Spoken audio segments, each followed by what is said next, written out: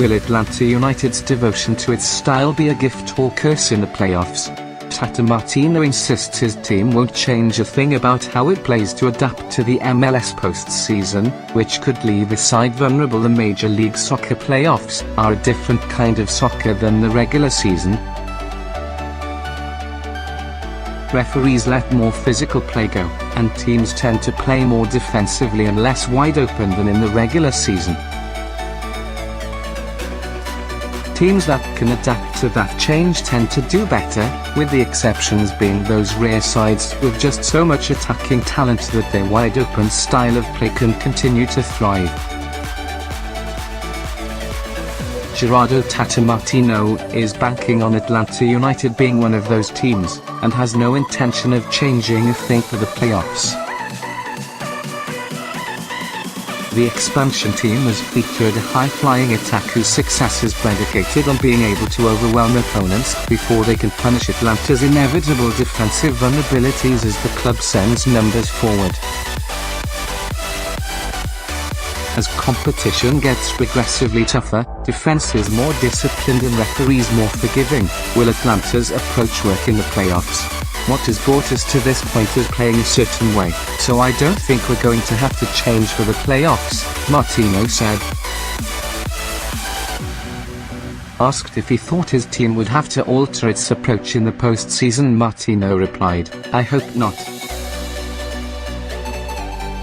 Martino can take heart in having watched the New York Red Bulls stick to their aggressive attacking style built around high-pressing opponents in Wednesday's 4-0 rout of the Chicago Fire.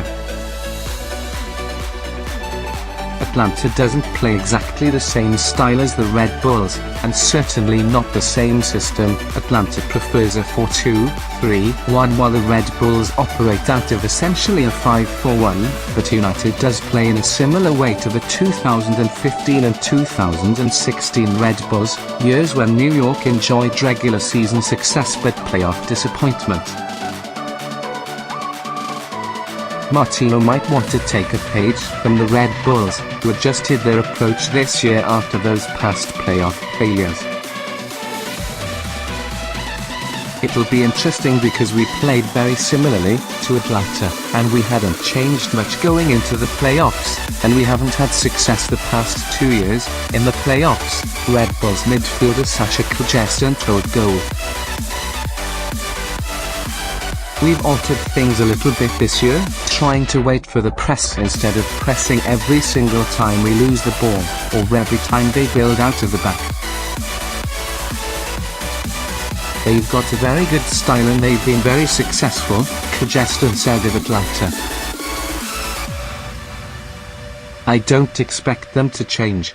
Atlanta captain Michael Parkhurst knows about MLS playoff soccer better than anybody else on his team's roster, and he sees defensive discipline being the key to the Five Stripes having continued success in the playoffs with their attacking style.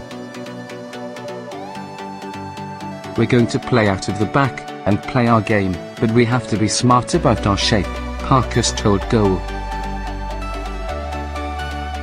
That doesn't mean changing our philosophy, but in the playoffs you get punished for mistakes, so we need to avoid mistakes, and I think our style will be just fine in the playoffs.